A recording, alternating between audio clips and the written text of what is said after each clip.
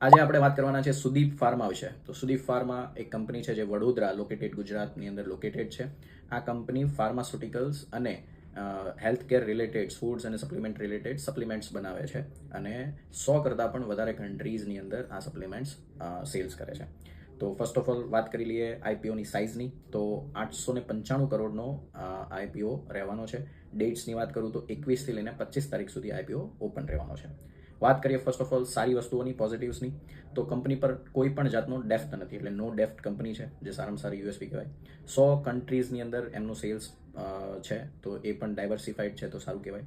રેવન્યુઝ એમનો કન્સિસ્ટન્સલી છે, જેમ કે 2024ની અંદર 344 કરોડ અને 2025ની અંદર 357 કરોડનો રેવન્યુ કરેલો છે, સેલ્સ કરેલો છે. ફોર્થ છે કે 1989થી આ કંપની કાર્યરત છે, તો એક સારી વસ્તુ કહેવાય કે 1989થી આ કંપની સારી રીતે ચાલી રહી છે.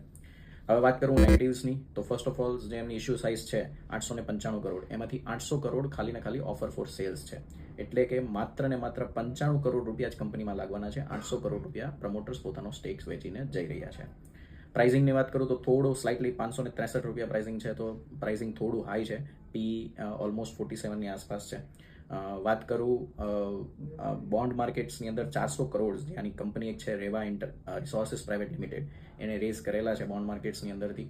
અને આ કંપનીઝમાં પ્રમોટરનો સ્ટેક્સ ઓનલી 36% છે. 40% એક બીજી પેરેન્ટ કંપની કદાચ હોઈ શકે કે જે રેવા રિસોર્સિસ પ્રાઇવેટ લિમિટેડ છે, એની પાસે સ્ટેક્સ છે 40%નો.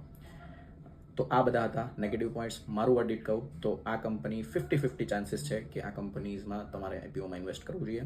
રિસ્ક એટલા માટે છે કે ફર્સ્ટ જે નેગેટિવ મેં કીધો કે ભાઈ 895 કરોડમાંથી 800 કરોડ ઓફર ફોર સેલ્સ છે, એટલા માટે 50-50 ચાન્સીસ છે. જો તમે વધારે રિસ્ક લેવા માંગતા હોય તો આઈપીઓ સબસ્ક્રાઇબ કરી શકો છો, અને ઓછું રિસ્ક લેવા માંગતો અને સ્કીપ કરી શકો છો. મળીએ નેક્સ્ટ વિડીયોમાં. જય હિન્દ.